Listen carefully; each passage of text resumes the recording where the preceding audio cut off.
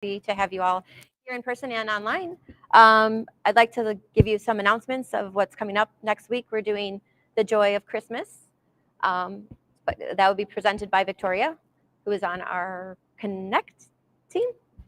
And then the following week, we are very excited to celebrate our Celebrate Night, which we will be doing drag queens and bingo. So we do have an event page out there online. So we would like you to, it is free, and we would love for you to join us. But we would like if you could register, so we know how many people will be coming, and we would love to have you.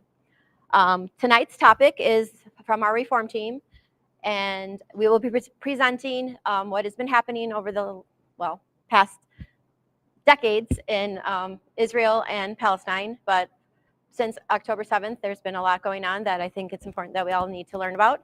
And it is a very controversial topic.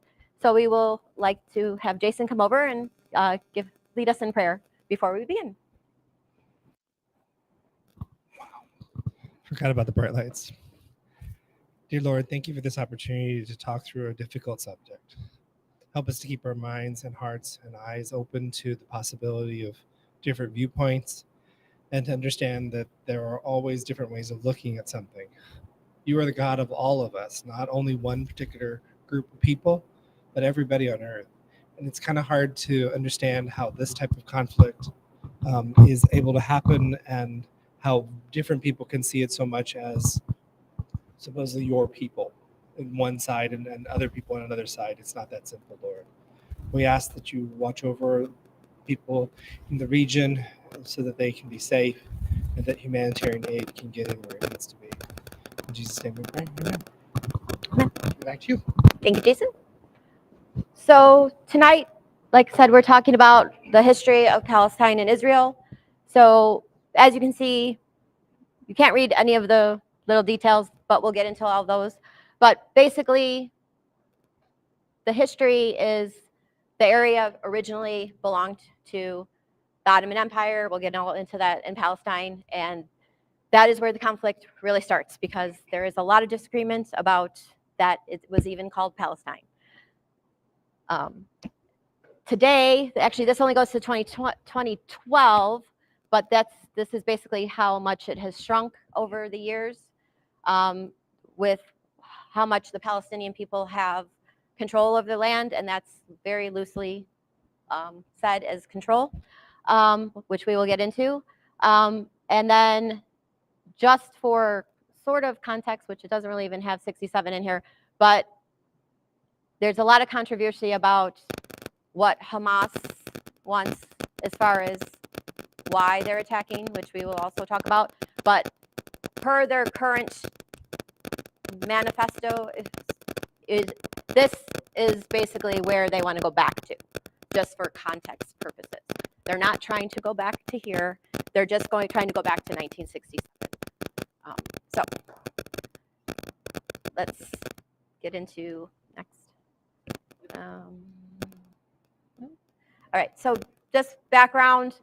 Again, all of this is, if you dig really deep, you can find information, which we will also share. I found a lot of documentaries that have been out there for a very long time. It just, people are not, they either don't have access to it or don't want to have access to it, or, you know, the information is out there if you're willing to dig for it. So prior to the Zionist movement, which was in the late 1800s, the Jewish people and the Arabs lived relatively coexisting in the area, or in Palestine and in the general region. So it was mostly Arabs. There was, percentage-wise, pre-1800 Zionism, it was about 5% Jewish people. So we'll go to the next. And then to give a little bit more context on the difference and how these terms are getting conflated, Judaism is religion, a religious identity, just like Christianity and just like Islam. There is different sects same with like Christianity. We have hundreds of different, Presbyterians and Catholics and, all the gamut. They also have that in Judaism, but they basically, Zionism is a national movement. It is not a religion. It is I would say it would be like, could be like how we talked about the white nationalist movement. It is very far right fascist kind of identity. And it's kind of taken religion as a weapon, and it's also conflated parts of Judaism, and it's also taken parts of Christianity to kind of use those two together to move their movement forward and kind of bring people in to the movement. We're going to talk about, so we're going to go back in time, and we're going to just kind of go forward on how this happened. So Theodore Herzl is really, he's considered the father of the political movement, and it was really just trying to find a home for, Jewish people, which partially a noble cause, but because of the rise of anti-Semitism, but it was also that no one else wanted the Jewish people. So it was, they tried to find homes in South America. They tried to have people come to America, the United States, other areas in the European Union, which we call the Union now, but Europe, no one wanted them. So they were trying to figure out where to put them. And so it was very, even though it was on the sense of the rise of anti-Semitism, but it was also very anti-Semitic, the underlying opinions of like, let's just kind of put them somewhere, basically. And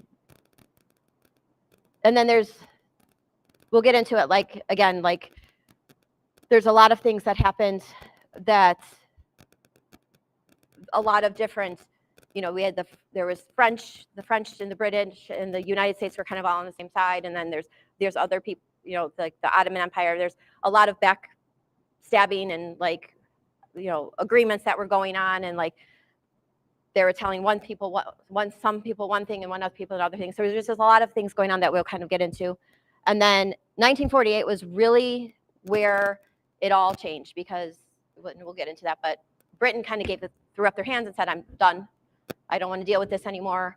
And then the UN was brand new little baby, and they kind of made a very bad decision, and that's kind of where we started, where we are today. I lost my notes. Let me find them for a second. So, sorry. Too many things going here. I'll just read it. So one of the things also that happened was, with anything we know, especially today, media is important, and messaging and propaganda. So one of the things that happened is this phrase, a land without a people for a people without a land. And it was all propaganda. So basically and it's funny because they kind of frame it now, if you kind of do a little bit of research on it, they do say that it was a Zionist phrase, but it really started back in the church. So it really went back to like the earliest underpinnings of it was 1843. So this was really kind of, even though they say that Zionism started with Theodore Herzl, it kind of started really back in 1843.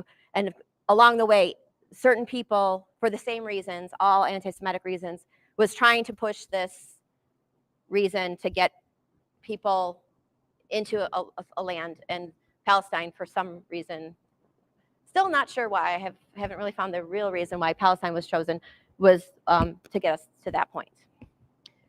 So let's see, next. I'm going to,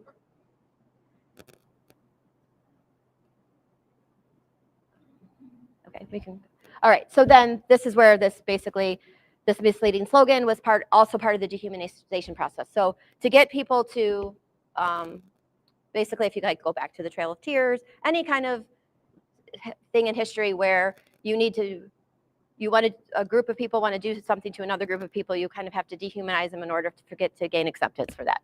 So this was Hollywood's portrayal of the land. So they actually got Hollywood involved in like the 1930s, and they came out and they did all these pretty photoshops, but if they turned around, all the people were standing, if you turned around, all the cities and all the buildings were behind them. So they just did all these photoshops, and then they really pushed the land, that slogan. Like that was just like the really big push from like 1917-ish to 1948. Just let's just sell it at there's nobody there, so it doesn't matter. We can put these people here because there is nobody there. Next. And then these are kind of, we're going to get into all the declarations that happened, what happened in the UN, and then what happened after. And you can go next. And then in between there, so there was 3 key things that happened, and it was, again, that like horse trading kind of thing where certain countries were doing certain things and all these backroom deals, and then, so we'll kind of talk about all of that. Next. So then I gotta find my notes, because I know I have notes on this one. Okay, so let me read this. So the declaration, the Balfour Declaration, was issued in November 1917 during World War I. It was a letter from the British Foreign Secretary, Lord Balfour, to Lord Lionel Walters Rothschild, expressing support for the establishment of a national home for the Palestinians in Palestine.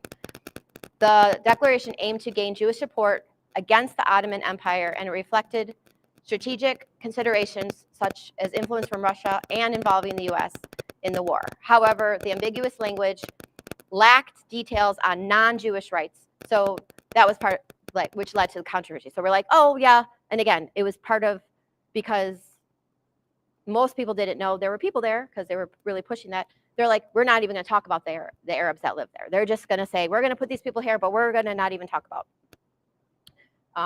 While expressing support for the Jewish establishment, Jewish national home in Palestine, the declaration underscored the importance of not, there were part of it that did underscore the importance of not negatively impacting existing civilian, religious, and political rights. But there was no like, it was, again, that was like that. Some people were still a little bit of concern, but there was not, like, nothing was really like in writing. The Sykes Picot Agreement was a secret understanding between Britain and France during the war, signed in May 1916, that divided the Ottoman Empire. So they kind of like, even though this was, they kind of had that backroom deal that I was talking about, like, we don't care what's happening, we're going to divide the land, and France is going to take this and Britain's going to take this.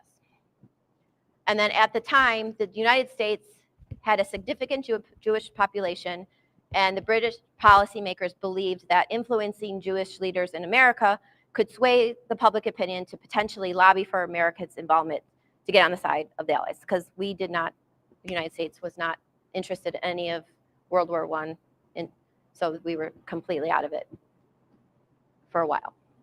I'm going to skip. So this Weitzerman, I'm not really, he was a prominent Zionist leader who was a chemist, and he just played a strong role because he created some extract from acetone, and then he became more popular with during the British, valuable to Britain. So he, because of his influence, because they needed him, he got a little bit more political power because they needed something from him. So it was, scratch my back, I scratch your back kind of type thing. So, and he was he was a Zionist, so he gained a little bit more power because of that. So, and then, like I mentioned earlier, there was no mention of an actual Jewish state and no explanation of non-Jewish rights. So it was just a very vague document. There was no maps. There wasn't a timetable for implementation. It was just saying, basically, we're going to give control to the Jewish people, or create a state of Israel. So next. And then fast forward to 3 years. This is, again, was like kind of like where I was talking about the Allied powers. So The Allied powers were Britain, France, Italy, and Japan. And then the nations that had territorial interests was the Ottoman territories. So the San Remo Conference, which was 1920, was a crucial event in the aftermath of World War I. The Supreme Council of the Allied powers convened to discuss and make decisions about the partitioning of the Ottoman Empire territories. The conference took place in San Remo, Italy, from April 19th to April 26th in 1920. The outcomes of the conference had significant implications for the establishment of a modern nation state. While the San Remo Conference played a role in shaping the political landscape of the Middle East, it also laid the groundwork for the tension and the conflict that persists in the region to this day. The delineation of the borders, the imposition of the mandates, and handling of various ethnic religious groups have contributed to the ongoing geopolitical challenges and disruptions. And then the legacy. So basically, this was kind of like a solidifying of the Balfour Declaration, but it wasn't like officially passing it. So it was just a conference. And then, again, just more discussions about it. So we'll go to the next. And then this was pretty much the finalization of that. I don't think my notes are coming over. But yeah. So in 1922, the League of Nations formally approved the British mandate, which was the Balfour document, for Palestine, solidifying the international community's support for British administration in the region. The mandate system was established as a means of administrating former Ottoman territories under the supervision of the League of Nations, which was the ultimate goal of preparing the territories for self-governance. The League of Nations approved the British mandate for the Palestinian, making a crucial phase in the international recognition for the governance of the region. However, it also set the stage for complex, contentious issues that persisted throughout the mandate period and beyond. And then in early 1947, as I mentioned earlier, Britain just, again, literally just threw up their hands and said, I'm done. They wanted nothing to do with it anymore. It was a headache for them, so they just walked away. So the UN, Ryan, if you can do the next slide. So the UN proposed partitioning Palestine into separate Jewish and Arab states. The UN divided the Palestine into two nation states, and Jerusalem was initially left internationally governed. So that was kind of like left separate. The Jewish people accepted the terms because at the time, so it was, from what I'm remembering at the time, so before 1917, there was like 5% Jewish people. By 1948, it was about 35%. The partitioning that the UN did gave the Jewish people 55% of the land, even though they had 35% of the population, and they also gave them more of the better fertile lands, yes. And then obviously the Arab rejected that. Next. So this is where it started getting really ugly. So, and this is also disputed. There's a lot of, if you, on a first round Google search, you'll get that the Arabs basically attacked first. All that, like it was like an intentional war. But there was a group of, and we're going to start with Plan D. So there was a group of I don't think they were called IDF back then, but there was the Jewish military. There was a group of like 11 generals that had decided, and I do reference books that that you can read or get this from. But there was a group like of 11 military leaders that decided they were going to do their own thing, and they had 3 plans before this: Plan A, B, and C. They progressively got worse on what they were going to do. So Plan A didn't work, Plan B, because they were trying to, more intimidation. It was more like, just like we can intimidate, not necessarily violent acts, but they're like, well, if we can, but as some of you may know, the Palestinian people are very resilient, and they didn't easily take to intimidation. So Plan D was they actually went in to the areas. Mostly, Gaza really didn't exist at this point. This was mostly like the West Bank area. They went in and actually drug people out of their houses,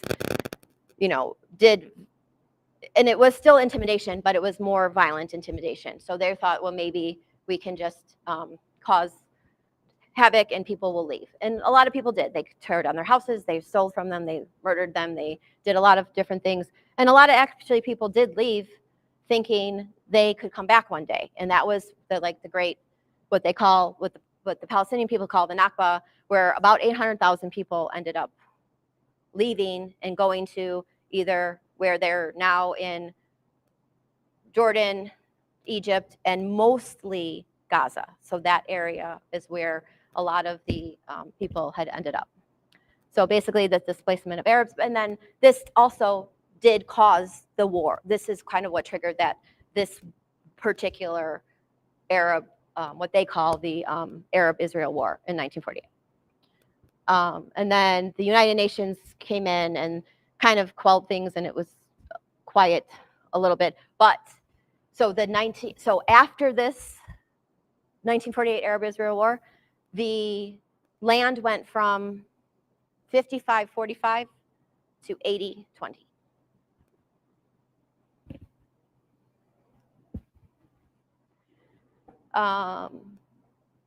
So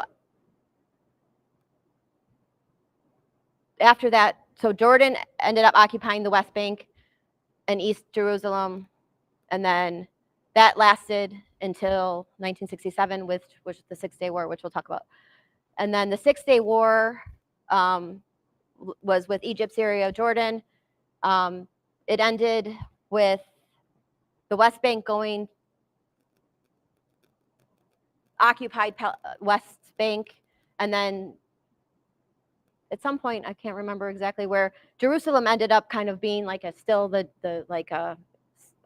international city because of the historical significance to all of the religions. And then the Sinai Peninsula. So a lot of the people that also were in Gaza kind of were in the Sinai Peninsula. So that if you have seen a map, so it's like Gaza, the Sinai Peninsula, which is mostly desert, and then Egypt.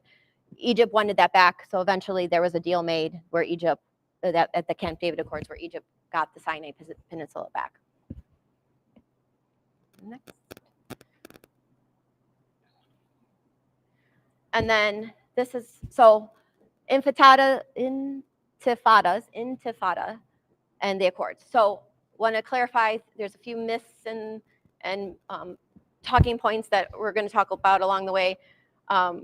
Intifada is one of them. So if you're not really, and I wasn't either, like you see the word and you think it's a fighting, or it's a bad, it's like a terrorist word. So intifada is an Arabic term that translates to uprising or shaking off in English. So it's not necessarily we're going to go kill everybody. It's just that it really is just like, we're standing up. The term is commonly used to refer to the series of Palestinian uprisings against Israel rule in territories of the West Bank, Gaza Strip, and East Jerusalem. So the Oslo Accords, which most of us in this room probably heard about, maybe. Some of you are a little young. So that was in the early 90s with President Clinton. There's a big photo op on the White House lawn where the leader of Palestine, which was Yasser Arafat, and Israel's Prime Minister Rabin made a deal. But before that even happened, it was kind of like back again. Nobody was talking about it. Nobody in Israel Palestine knew about it. They didn't know that their leaders were talking about it, and it was kind of like a handshake deal where didn't really mean much. It was more of a photo op. but the world took it as maybe a positive movement forward. And then the second intifada was the really kind of where the Gaza kind of stuff really took off, where there was a lot of that was Jerusalem, but there, if you go back through the history, there's just a lot of uprisings of where there's just, there's never been peace, in that area, and that was very violent. That was very violent because there was a lot of suicide bombings, and that's the the terrorism. And I guess I can bring this in now. So this, and if you could look at the Oslo Accords, Yasser Arafat is wearing this. I'm going to say it right. The keffiyeh. So a lot of people think that the keffiyeh is also a terrorist symbol, and it's a traditional Arab headdress historically worn by nomadic communities or the Bedouins in historic Palestine. It's typically made of cotton. There is one factory still in Palestine in the West Bank that still makes them. Right now they are not making them because they can't. But it's sometimes in a variety of colors, but black and white is the most common. And it is specifically Palestinian. It's not like a general Arab headscarf. So the patterns on the reason why it's not typically is because the patterns mean something very specific. So the ones in the middle are representative of fishing, because fishing is really important to their, and again, that's kind of the land from the river to the sea. So the sea, is where they do their fishing. And then the olive trees. So all of the ones in the middle, these represent the olive trees, because the olives are very important to their culture and their lifestyle and their economy. And then the bold lines in between are just the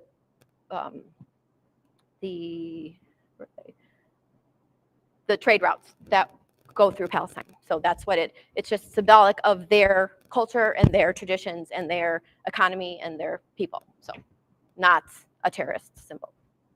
Go back to the slide. Gaza. Okay. Gaza. So in 2005, Gaza, so from like 1987 to 2005, Israel occupied Gaza. They left the Gaza Strip in 2005, but that didn't mean that the Palestinians in Gaza had any control over anything. They still they had no control over their borders. People couldn't move freely, goods couldn't move freely. They have no control over the waters. They can only fish like 6 miles out or they will get blown up. They have no airspace. They have no airports. They have nothing to fly at all. Security measures, there, again, blockades. There's cameras facing in that have automatic weapons, like all kinds of things. Israel has complete control over their electricity and their water. And then they also controlled humanitarian aid. One of the things they did in 2012 was start controlling the calories that were going into Gaza. So based on the number of people, they calculated how much food was going in based on calories on the 1,200 calorie diet, and that was all the food that they were allowing into the area. Next. And then the Gaza wars. So again, the war started before, we'll get into a little bit later, there was tried to be a peaceful protest, but basically tensions escalated because of the conditions we just described, and people were, not in control of their own destiny or their own bodies or anything. So not that we condone violence, but that's what ended up happening. So there was these three kind of wars that happened. Nothing really like came out of them as far as like nothing positive, obviously, but the United States was involved in all of them as far as backing, providing weapons to Israel and providing support to Israel. And we'll get into why and that happened in a little bit. Next. Okay, and then this is where I was talking. So in March of 2018 to December 2017, the Palestinian people decided they were going to do a peaceful protest, basically. So every Friday, starting on March 30th in 2018, there was like there's a area where it's kind of like I don't know exactly what they call it, but like there's the wall, and then there's like an open area. So they would go to that open area, even they knew that they really weren't supposed to be there. So they would go to the open area and they would just sing and chant, but then the IDF would shoot at them, and so there was a lot of death and injuries. But every Friday they returned for almost 2 years. Israelis' response was, rubber bullets, gassing the crowd. Similar to how we see some of our protests here in the United States. They don't really, our peaceful protests don't really end well sometimes. And then it did lead to a high number of casualties. And then there was really nothing that showed like why it and just ended up stopping, but it was probably just, they were just tired of getting their people injured and killed. Next. Okay, so obviously we can go back way further than 2008, but we were kind of focusing on Gaza just because of where we are in the news right now. So from 2008 to the day before the event at the festival, there were 6,417 Palestinian deaths, fatalities, and 308 Israeli. And then out of that Israeli, almost half were soldiers. They don't really give they give more of the children and the women, because we will talk about that also. But because of the way this area is, there are not half the population is children, and then if you take into consideration male and female, then you split that into, so you have like a quarter of the population, maybe a third is men, most of them, and then the rest is women and children. So next. And then injuries, 153,000 Palestinians were injured during this time, and 6,000. So the reason why I put this in there is because it's not equal. There's no equality, and they're not fighting another. You're not fighting another army. It's really it's outweighed. The forces are just, they're not equal. It's not a one for one. So next. And then we're just going to go into the current situation. So Israel had continued to expand. We'll talk about illegal settlements, West Bank and Jerusalem. We'll also talk again the illegal settlements. Palestinian keeps losing land. The AEU, like again, the United States, like there's a lot that we will get into a little bit, but there's a lot of like what we're talking about earlier, like kind of horse trading. Like the United States and other countries are like trying to make backroom deals with other countries, other Arab countries, to keep them out of this. Like the United States is paying Egypt to stay out. The United States is paying Jordan to stay out. There's other countries that are trying to, just everybody just kind of mind your own businesses. Even though they're Arab people, then they're not. Because one of the questions people say a lot is like, why can't they just go to Egypt, or why can't they just go to Jordan? Why can't Syria take them, or why? What are the Palestinians really that bad? Because why don't their own people want them? Well, it's not that simple, because there is a lot of things going on where people are, does Egypt want to give up their $2 billion a year? Or, like there's just things that are happening. So next. All right, so I'm going to go into the deaths, and this is since it changes daily. There is some, again, in the news, if you watch any, even MSNBC, any of those, even the White House is downplaying, well, we're getting this information from, the Ministry of the Palestinian Ministry, which they're like, well, that's controlled by Hamas, so these numbers are wrong. I'll get into a little bit why. Yes, they're wrong, but on the other side. So as of the 12th, there's been 18,000 people killed. 7,000 of them are children, 5,000 women. There's more than 50,000 injured, at least 7,800 missing. Interesting or not, the excuse is that they're going after Hamas. Well, Hamas is not in the occupied West Bank. And there has been also people getting killed in the West Bank, raids that are happening in the West Bank, and houses being torn down, and skunk water being sprayed, which is, sewer water being sprayed on their houses and that kind of stuff. The reason why, so these numbers are actually coming from Al Jazeera, which is coming from the health ministry in Gaza, but the European Medical Human Rights Monitor is saying that the number is even higher, because they are counting the ones that are under the rubble that haven't been they can't get to yet. So it's somewhere in between, but it's not less than. So, and that was as of 3 days ago.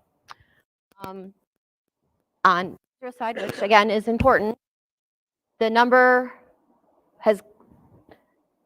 keeps changing. I can't find any statistics on it. It was 1,400, then it was 1,200. There was something that said that it went down to 1,147. But as much as I searched, I cannot get any significant data on the casualties from 7th. And then the Israel newspaper has reported that almost 1,600 soldiers have been killed. And that was as of the 10th. And there is a lot of protest in Israel, because the parents and the loved ones of the soldiers do not want their soldiers to be participating in this. So there's a lot of protesting going on for that too. Next. The West Bank. So the West Bank and the legal settlement. So we talked about, like, in 1967, they were given land. And then since then, Israel has been doing illegal settlements. So they steal houses from people when they're on vacation. They steal houses when they, or they'll knock them down. They do raids. They'll take their children, kidnap them. So there's a lot of violence been going on in the last 50 years. Walls go up, streets go in, neighborhoods go in. Palestinians can't go on those streets or neighborhoods. It's really hard for them to move between areas. There was one person that I had listened to an interview on where he was an Israeli student. He said that this Palestinian man came from the West Bank, and he said he had to wake up, he had to leave his house at 4 a.m. to get there by 9:30. And the guy's like, I don't understand why, And he's like, well, I never know, like, how many stops I'm gonna, and he said it's 7 miles. So 7 miles, so 4 hours to get there. And then the Palestinian student, or the Israeli student, was like, well, I'm really confused. And the Palestinian man's like, well, why don't you come and see? And right away, his red flags went up, because he's been taught his whole life that Palestinian people hate him, and, or the world hates them, and they're going to die. So he decides to go there. And then he started getting scared, because he started going through the checkpoints, and he's like, because that's also happening now, because there's reports of what they're calling friendly fire, that they're accidentally killing their own people, because not everybody is white. So it's a little hard to see which ones are, So he went there and he realized how hard it was.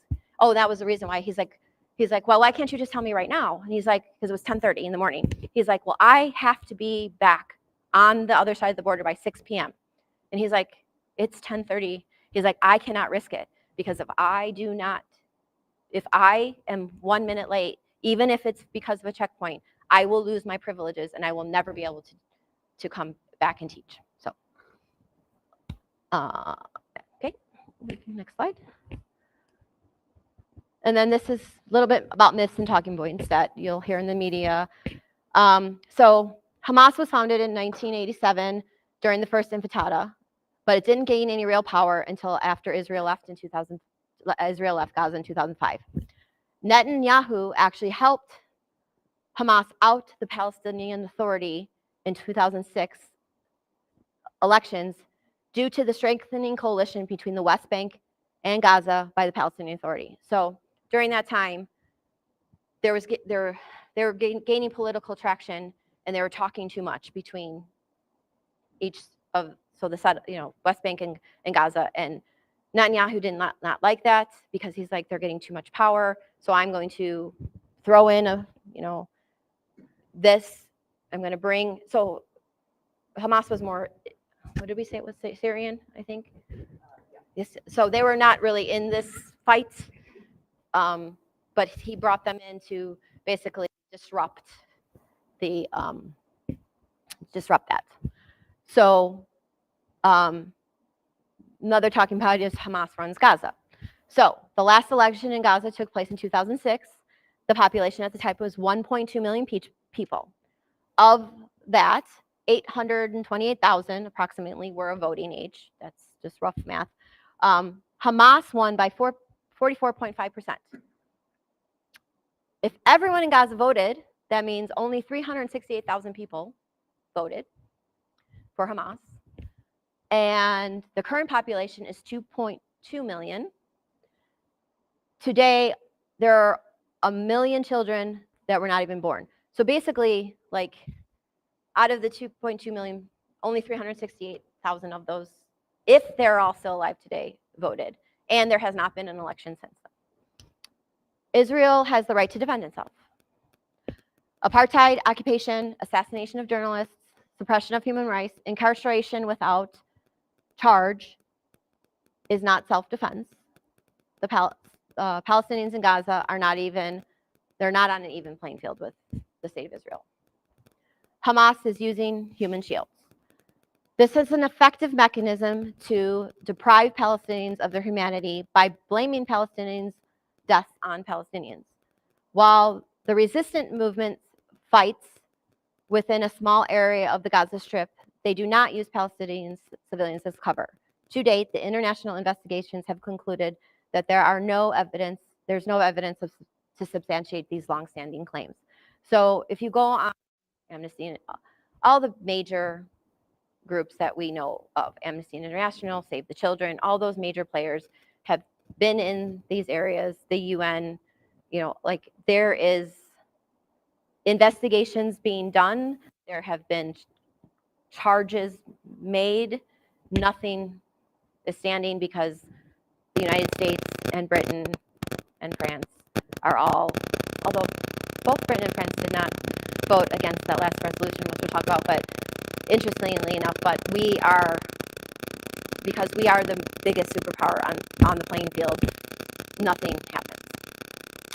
Hamas seeks to this destruction of Israel. This is another thing that people are saying, oh, the Hamas manifesto.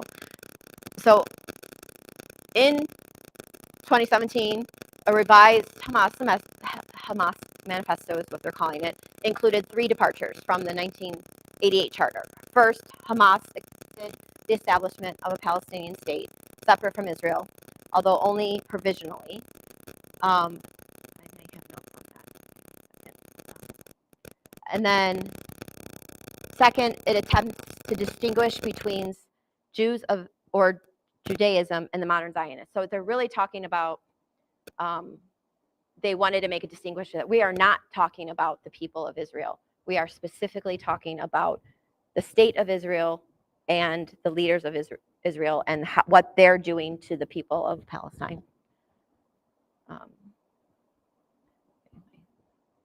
Find my notes on this one, sorry. And then Israel was caught off guard by the attack. Some of you may have read that one of the new major news publications did an article on this. Israel officials obtains the Hamas battle plan for the 7th terrorist attack or terror attack more than a year before it happens. Documents, emails, and interviews show, but Israel military intelligence officials dismissed the plan as aspirational and considered it too difficult for Hamas to carry out. So they basically just ignored it, and they're like, however, there was,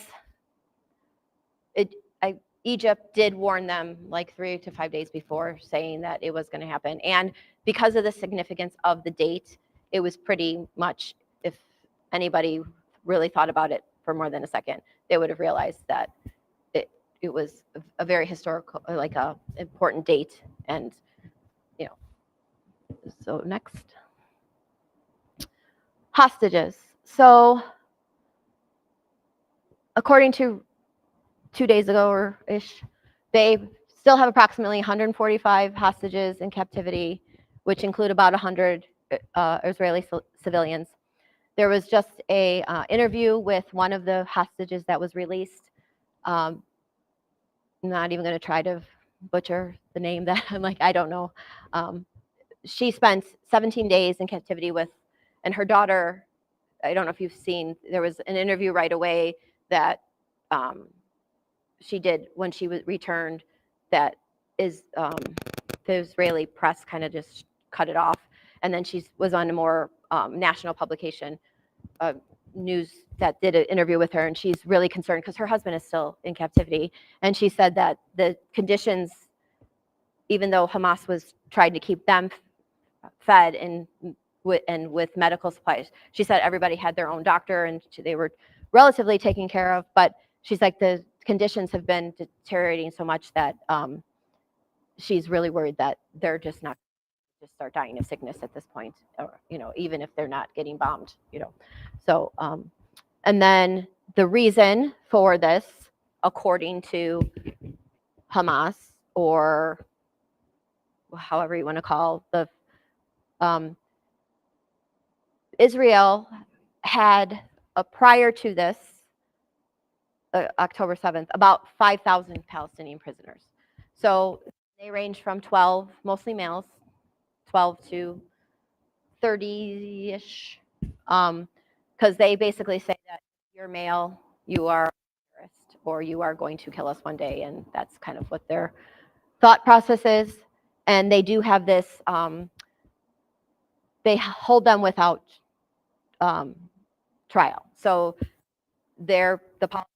we have 60 days to charge you, and then they can just extend that 60 days indefinitely. But the other problem is that when they do go to trial, it is a 100% military court. So it is all the judges and the prosecutors are all uniformed IDF soldiers, and they have a 99% prosecution rate.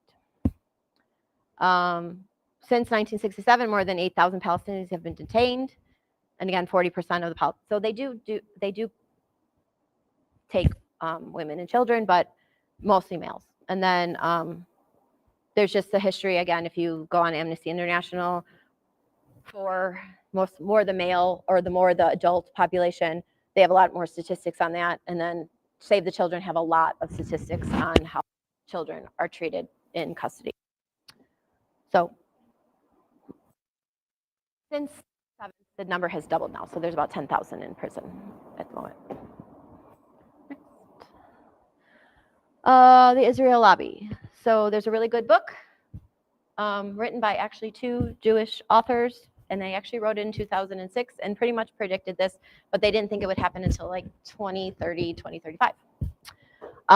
But basically, they have a lot of control over our politics, unfortunately. We give them said, I don't think it's on this slide, but basically since Israel was formed, we've given them about $260 billion. And then they turn around and pay our politicians. So, and it doesn't matter which political party, they are all money. And they have a very strong, if you watch some interviews of high-ranking Israeli leaders, they say, they'll admit on film that control over our politicians and our media, and they have no qualms about admitting that. So, next. And that's basically what I said, follow the money. So this is the current election process that we are in, the current cycle we are in today. So they've given almost $11 million to our politicians. And because right now the Democrats can, and you go back, it always flips. It flips between who's in power. So whoever's in power during the time, they get more money, a little bit more money. Right now, the Democrats are getting most of the money.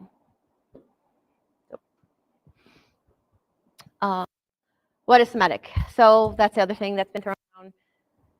It was, created basically from our history. The Holocaust is probably the most studied event in U.S. classrooms, and that is one thing that I was dug into when I hated history, but that one I was definitely involved in and interested in, rightfully so.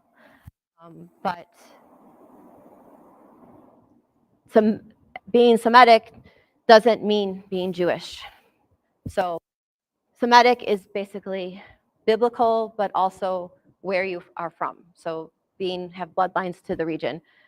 So it could be Arabic or Jewish, and we will tell a little bit more about the biblical side with the history of the ancestors. So had Isaac with Sarah and Ishmael with Hagar, and Isaac became the father of the Israeli, and Hagar became the father to the Arab nation. So it is directly related to Arab or Abraham. So we've basically they are brothers, and so that's basically yes. So there's little evidence that there's real bad blood between the brothers, but both were blessed by God as Arab sons. Ishmael became a great leader and father of many lands, as did Isaac's son Jacob, Israel. Nothing biblically indicates animosity until 2,000 years later, when Paul uses the story allegorically in the letter to the Galatians. No one people or religion make up a Semitic race. Semites are Arabs and Jews, as well as other people. Both Jewish and Palestinians come from the ancient Canaanites and blended extensively with Egyptians, Mesopotamia, which is Iraq, and Anatolia, which was Turkey. So again, they were all their bloodlines lead back to that area.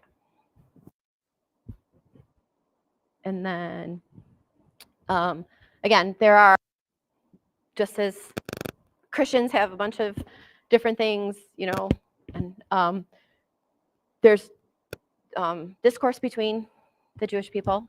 Some of that are Zionists, believe that they are entitled to a land. But then there's Orthodox Jews that believe that they, according to the Torah, they are to roam the world or the earth until their Messiah comes and takes them to heaven. But there's a lot of Jewish organizations, this is just a few, that are trying to speak out and get voice. A lot of it is being, not listened to. I was just actually watching, there was I didn't get a chance to find out where it was at, but there was a protest at a mall right before I came here. So, and a lot of them are the Jewish organizations that are, especially in New York, but even in San Francisco, and they are trying to get attention, like saying enough, not in our name. And when we said never again, they meant it not just for Jewish people, but for everybody. And I think Brian might be taking over the next slide. But Yeah, thanks, Jen. So that was great, and obviously you covered a ton of history. That's all very complicated and obviously very interesting and stuff that we don't necessarily learn about in school, right? Like nobody ever sat us down and was like, "Here's the conflict." Everybody was just, I know for us it was always just like, "Oh, that was complicated," and that's fine. So what I was going to talk about here for a few minutes is just some of the deeper connections to the U.S. government, and then talk about some of the connections from Christianity to Zionism, and talk about kind of why, at least here in the US, it seems to be that the default, despite that very complicated history, the default position is just like, Israel sounds good, right? When in fact it's much more complicated than that. One of the things you've seen, if you've been following the news lately, is obviously there have been a host of resolutions passed by the House of Representatives. And it started with a resolution that was saying we're going to stand with Israel in response to the terrorist attack. But then it goes a step further shortly thereafter and says, actually, we're going to reaffirm this recognition of the right to exist, that we're going to recognizing that denying Israel's right to exist is a form of anti-Semitism, rejects calls for Israel's destruction, and condemns Hamas-led terrorist attack on Israel. Now, I think a lot of that gets to some of the ideas and the myth that Jen talked about, right? Where we're saying, well, denying Israel's right to exist, there's a question of whether or not anyone's actually doing that, right? But and then we get down even a step further, and the House of Representatives passed this resolution just recently that said, clearly and firmly states that anti-Zionism is anti-Semitism. And this is where, if you've been following a lot of the conflicts that are going on right now on university campuses, there's a lot of talk about what you are and aren't allowed to say about this conflict, and that there are a lot of folks who, when they even bring up concepts of, well, should we be looking at humanitarian issues? Should we be looking at a two-state solution, et cetera? It's easy to say, nope, that's anti-Semitic. You can't say that. And what we have is our House of Representatives. I mean, this isn't a law. This doesn't have any force, but we do have them saying, no, we think that's right. We think that any questioning of that is anti-Semitism. And it's interesting, if you look at how this is covered, in international publications, the headlines were things like U.S. House passes dangerous resolution equating anti-Semitism to anti-Zionism. Whereas if you go over to the website The Hill, it says, here is a list of the 102 Democrats who didn't vote yes on this resolution. So it's definitely very polarized the way it's covered. Then you head over to the United Nations, where it's not only controlled by the U.S., but obviously we're the kind of the big player on the block. If you check out the UN resolutions that have been passed, obviously we're not putting the language up here. They're very lengthy. And I'll also say we'll make this PowerPoint available, because I know there's a lot of information in here. Also, I know a lot of the font is very small. So if you want to check it out afterwards, you can definitely do that. But the United Nations passed a General Assembly resolution that was kind of a more balanced view, basically called for peace for everyone. But then last week, and this got a lot of coverage, the U.S. vetoed a resolution from the UN Security Council that called for a humanitarian ceasefire. Basically, it was passed by everybody except the U.S. voted no and exercised their veto, and the U.K. abstained from voting.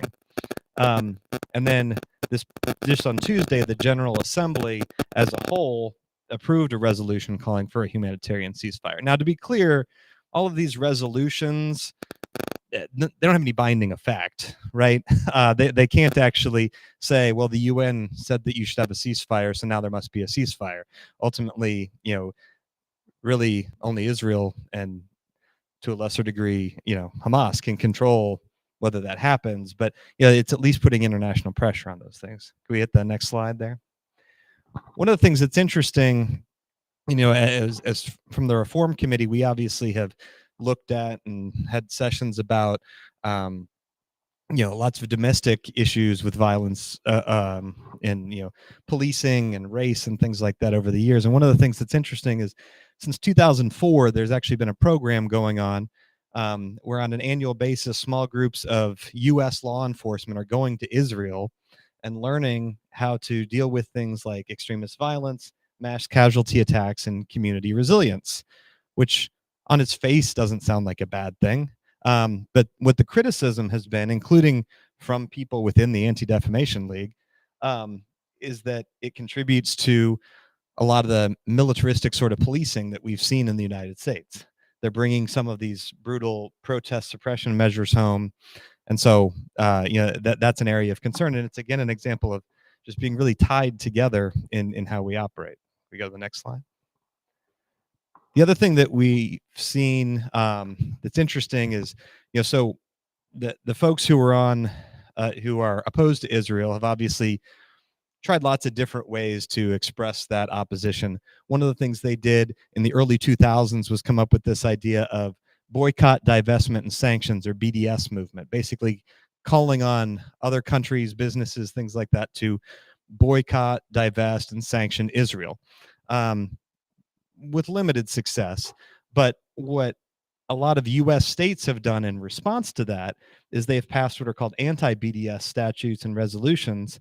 And what those do, and it's been passed in 37 states, as you can see on the map here, these basically say that for contracts that require government involvement, they have to promise that they are not boycotting Israel, and they have investment-focused laws mandating public investments of funds that avoid entities boycotting Israel. And in one really extreme example, there was the city of Dixon, Texas, after a hurricane, when people went to sign off on their federal disaster relief, they were asked to sign a statement saying that they support Israel. Obviously, that has nothing to do with anything. And not surprisingly, a court fairly quickly struck that down. But that's the type of thing that we're looking at. So again, why? When we talk about this, it's obviously very complicated. There's a lot of moving parts. There's a lot of history. There's a lot of injustice has been done, and it's the type of thing that you wonder, why is it that so many people, and particularly so many Christians, automatically sign with Israel pretty much no matter what? And specifically, why do Christians not only support Israel, but specifically there is a very large movement in this country of Christian Zionism, right? So we're not talking about Jewish people who are looking for a homeland of their own. We're talking about Christians who specifically identify as not being Jewish, who are very passionate about the Israeli homeland. And I started to dig into this, and I can tell you kind of what I found is it goes in levels, and I can't say that I understand each of the levels, but I'm going to kind of lay out what I've found. And, this is be a great topic for discussion if people have other ideas, or, to dig into on your own. What I found at the first level, and frankly, this is with many issues in our country, a lot of people don't get past the surface level, right? And they're kind of aware of these things going on. They don't really know what's going on. And they say, well, Christianity came from Judaism. And so I'm a Christian and Jesus was Jewish, so I must be on the Jewish team. It's almost looking at it like a team sport, right? Like, we must support the blue and white team because they're similar to our team. This is a quote I found online for somebody explaining why they were a Christian Zionist. They say, "From the Jews came our Bible, from the Jews came the Messiah. We owe them a great debt, and now we must pray for them as a nation and a people," right? And there's also the argument that God gave them this homeland, and they have every right and responsibility to defend themselves. And then finally, there's even something as simple as Scripture tells us to pray for Jerusalem, which is true. Psalms 122:6 says, "Pray for the peace of Jerusalem. May those who love you be secure." Now, whether or not that covers everything that's been done in the name of Israel, I think is a very open question. There's also, and this is where it starts to get into a Christian nationalism bit, is where it says, God says he will curse those who curse Israel, So if America does not bless Israel, God is not going to bless America. So, in other words, if we want God's blessing for America, we have to support Israel. Can go to the next one. Now, this is where it gets a bit more biblically based. And what they'd say is, well, there are prophecies in the Bible, and they're particularly focused on Genesis. And they say, well, the Bible says that these things are going to come to pass. And so we're going to support Israel because that will manifest what these scriptures say. You have the reference to, again, I will bless those who bless you and curse those who treat you with contempt.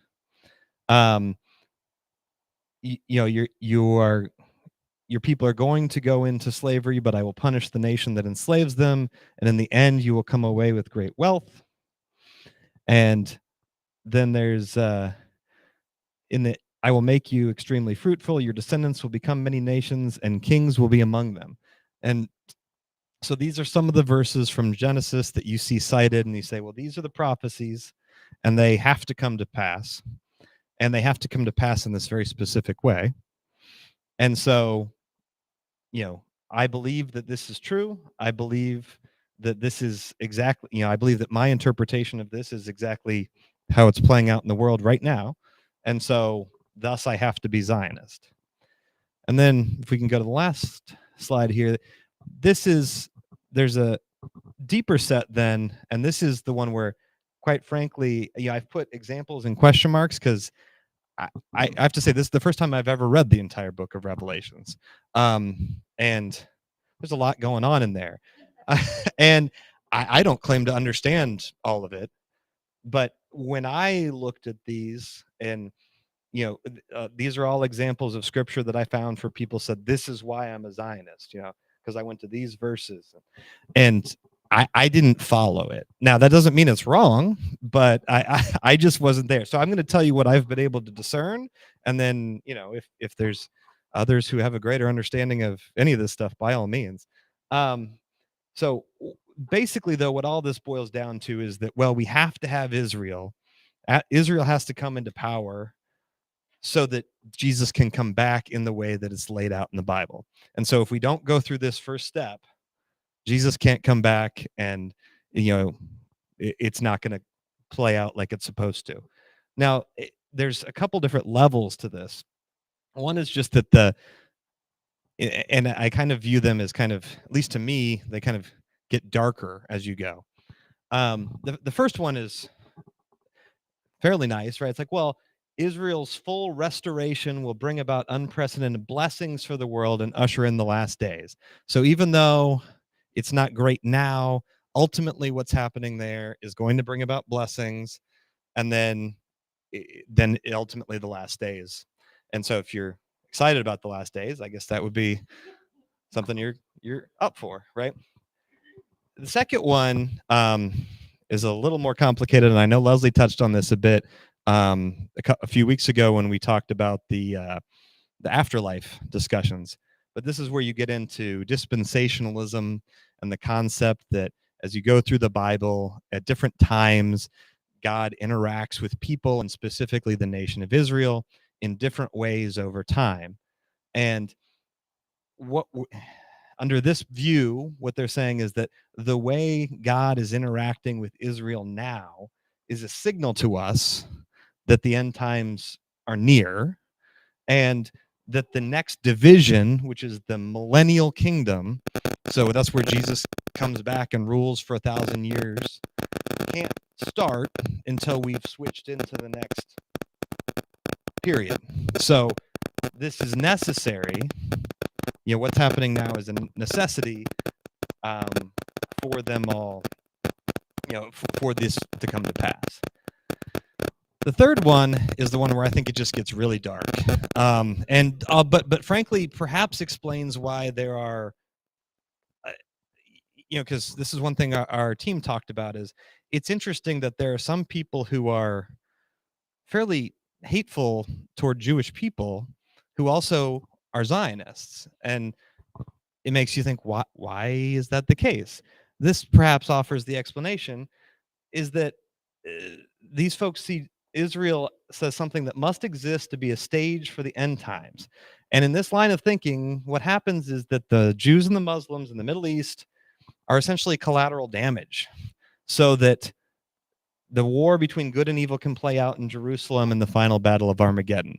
So in other words, what these people are saying, and I can tell you, I read articles that had quotes from pastors at the end of October saying that this is going to be a like glorious bloody battlefield where Jesus comes back, right? So in other words, what they're saying is what happens to these people doesn't matter because it all that matters is that it plays out in this way so that Jesus can come back.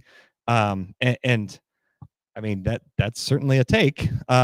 That's not what I get from reading the Bible. But so again, of the kind of 9 levels I've talked about, there's lots of places to fall in there. But that's kind of somewhere in there tends to be why when you hear someone who is a Christian and also a very strong Zionist, that tends to be somewhere on that spectrum of why. So that is what we have for tonight. We will make this PowerPoint available. Obviously, there's tons of information there. We've talked about a lot of things. We'll move into our usual discussion time. And thank you very much for joining us online. Oh, yes, we'll also put some other resources online as well. All right. Thank you very much.